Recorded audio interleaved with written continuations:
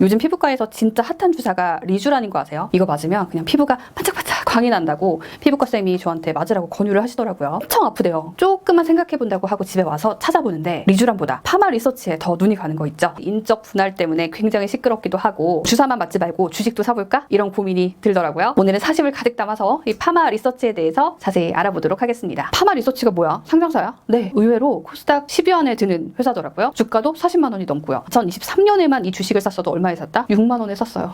아까워. 급격하게 치고 올라온 배경에 바로 리쥬란이 있습니다. PDRN 주사, 일명 연어 주사. 보톡스나 필러랑은 차원이 다르대요. 일단 맞아도 부작용이 없대요. 속부터 콜라겐이 차오르는 느낌이래요. 자, 뷰티 방송 아니고요. 여기서 꼭 알아둬야 될 거 파마 리서치의 핵심 키워드는 리쥬란이 아닙니다. PDRN 그리고 PN이죠. 이 PDRN은 쉽게 연어 생식세포 유래 DNA 조각인데요. 왜 갑자기 연어? 연어 DNA가 사람 DNA랑 배열이 비슷하대요. 사람 DNA랑 비슷한 애를 내 피부에 넣는다는 거니까 부작용이 적을 수밖에 없죠. 연어나 송어의 정액과 정소에서 핵산만 순도 높게 분리를 하고요. 이걸 잘게 잘라요. 인체에 주입 가능한 미세한 조각 PDRN으로 만드는 기술이 핵심이라는 거죠. PDRN은 완전 잘게 잘라서 작은 거, PN은 이거보다 조금 더 큰 DNA 조각이다 생각하시면 될 것 같아요. 상처 치유하고 항염에 조직 재생 이런 효능이 있다 보니까 이걸 피부 미용에 활용해서 2014년에 출시한 게 리쥬란, 9년에 연골 주사에 활용해서 나온 게 콘쥬란입니다. 안구건조증, 저만에게 활용한 게 리안이고요. 셋 다 파마 리서치 제품이죠. 정리하면 파마 리서치는 연어 DNA 추출물을 원료로 해서 피부, 관절, 안과 등 다방면에 적용하는 재생의학 포트폴리오를 가진 회사다. 이렇게 정리할 수 있겠네요. 근데 파마 리서치가 원래는 이런 큰 제약사라기보다는 해외에 괜찮은 약 있으면 그냥 판권 얻어서 수입하는 회사, 물건 떼다 파는 회사였어요. 그러다가 2007년에요. 이탈리아 마스텔리라는 회사의 약을 수입을 하게 되는데 이 회사가 바로 PDRN을 무려 1950년대에 개발한 회사죠. PDRN 기반으로 만든 이 플라센텍스라는 약을 수입을 했는데 정형외과 주사약으로 출발하긴 했지만 피부과에도 통할 수 있겠다 하던 때였거든요. 마스텔리에게 제안을 하죠. 만약에 우리가 이걸로 성공을 하면 아시아 시장은 우리가 받게 해달라. 그렇게 2008년에 기술 이전을 받으면서 회장님 고향인 강릉에 공장을 차려요. 여기가 또 최대 연어 산란지라네요. 2014년에 마침내 국산 PDRN 기반 제품을 출시하게 이르는데 그런데요. 파마 리서치가 대박을 낸 건 정형외과 약이던 PDRN을 피부과 주사로 바꿨다는 데 있습니다. 피부과가 어떤 줄 아세요? 한번 가면 몇백만 원씩 결제하게 되는 돈 잡아먹는 곳이에요. PDRN을 원래 개발한 회사는요. 1950년대부터 이 기술을 가져놓고도 피부과용 스킨 부스터로 적용은 안 했거든요. 근데 요거는 파마 리서치가 먼저 했다. 피부에 쓰는 걸로는 지금 마스텔리도 후발 주제가 되어버린 묘한 상황. 지금 그래서 돈을 어떻게 버냐? 크게 의약품, 의료기기, 화장품 세 가지 분야에서 돈을 벌고 있는데요. 매출 비중이 가장 큰 거 의료기기입니다. 55%의 매출이 리쥬란, 콘쥬란 여기서 나오고요. 2018년에 아모레퍼시픽에서 사온 이 필러, 클레비엘 등에서 나오고 있어요. 참고로 이 주사용 필러나 스킨 부스터를 의약품으로 착각하기 쉽죠. 근데 한국에서는 이 물리적으로 작용해서 주름을 개선해주는 거는 그 주사제는 의료기기로 분류된다. 요거는 상식으로 알고 계셔도 좋을 것 같습니다. 자, 다음으로 의약품이 18.4%의 비중으로 돈을 벌어오는데 이 상처 치료제 리주비넥스 그리고 저만의 리안 조금 이따 말씀드릴 보톡스 같은 걸로 주로 벌고 있습니다.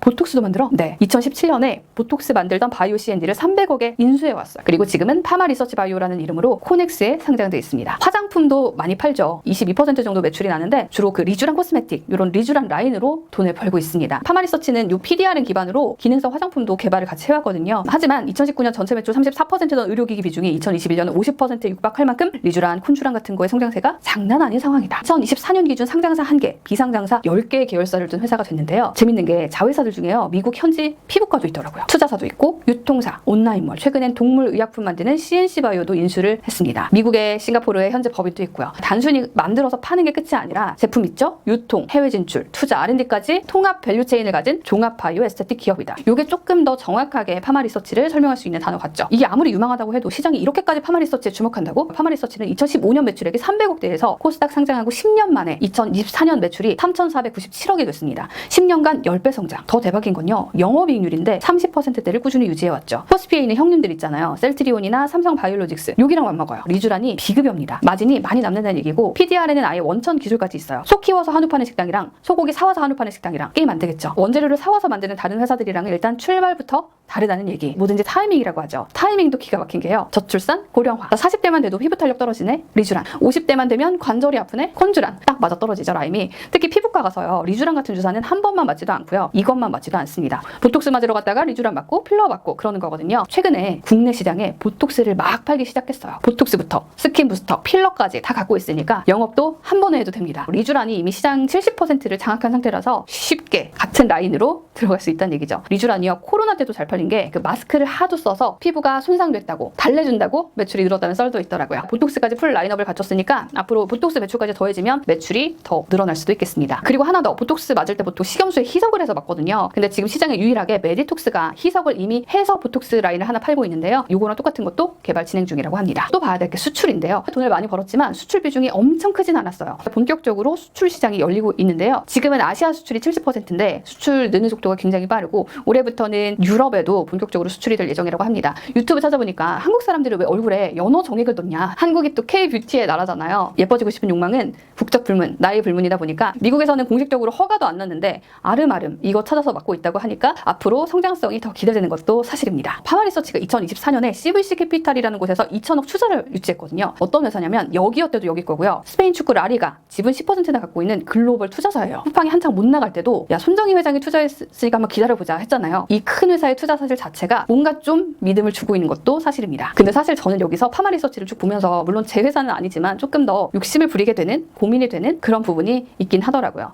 일단 네이버에요. 검색만 해봐도 PDRN, PN이 진짜 엄청 나와요. 직접 제조를 하는 건 아닐 수 있죠. 하지만 외부에서 PDRN을 사다가 스킨 부스터도 만들고 화장품도 만들고 있는 건데 그만큼 경쟁사가 많다. 원조는 리주란이긴 하지만 언제든 대체될 수 있다. 시장은 냉정하다. PDRN, PN의 원료가 연어의 정액 정소인데 딱 듣기만 해도 뭔가 얻기 어려워 보이죠. 한 마리 연어에서 채취 가능한 그 양이 정말 적어서 생산 단가가 높습니다. 다 자란 연어 한 마리에서 평균 15mg가량의 정액을 얻을 수 있다고 하는데 여기에서 PDRN을 얻기까지 생산성 측면에서 한계가 있어 보이죠. 지금은 식용으로 잡힌 연어에서 그냥 부산물에서 원료를 추출하고 있는 수준인데요. 연어 자원에 의존하는 한계는 좀 분명해 보이고요. 그래서 요즘은 합성이나 대체 원료 연구도 진행 중이라고 하는데 아직은 작은 시도에 불과하다. 장기적으로 고민해야 될 부분이다. 자, 그리고 사실 제약이나 의약회사에서 꼭 봐야 될 게 그래서 어떤 약을 개발하고 있는데 거든요. 지금 라인업이 너무 에스테틱스럽죠. 뭔가를 하고 있긴 합니다. 지금 제일 가능성이 높은 건 유착 방지제가 하나 있고요. 유럽 임상 2상을 마치고 임상 3상 수준까지 왔습니다. 또 하나의 후보는 4세대 안구건조증 치료제로 언급되고 있는데 신물질 점화액이라고 하는데 아직 임상 시작도 안 했어요.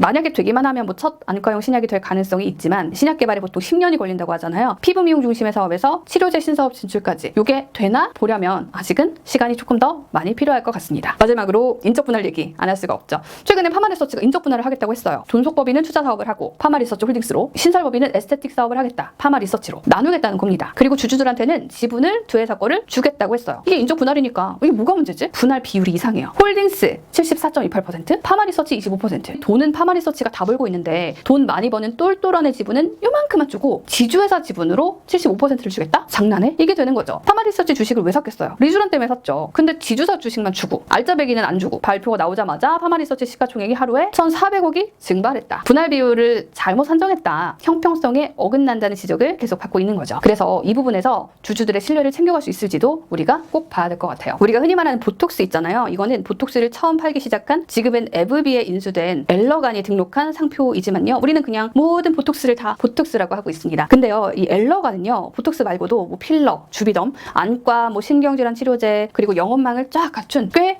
큰 제약사였거든요. 파마리서치를 보면서 제2의 엘러간이 될 수 있지 않을까 생각도 했습니다. 하지만 지금 시점에서 제2의 엘러간이라고 했다간 돌맞겠죠. 네, PDR의 원천 기술을 가지고 있습니다. 많은 이익을 창출하고 있는 것도 사실이고요. 리주란도 잘 팔려요. 하지만 경쟁사들도 빠르게 치고 올라오고 있고 앞으로 신약 개발도 굉장히 중요해 보이고 주주들의 신뢰를 얻는 문제도 남아있고 헤쳐나가야 될 산도 많은 것 같습니다. 자, 오늘은요, 리주란을 권유받았다가 파마리서치 기업 분석까지 한 영상이었고요. 조만간 아무래도 한번 맞아봐야 될 것 같습니다. 혹시 파마리서치 주주분들 계시면요, 더 많은 의견 주시고요. 또 궁금한 점, 또 알고 싶은 다른 기업 이야기 있으면 댓글로 남겨주시면 참고하도록 하겠습니다.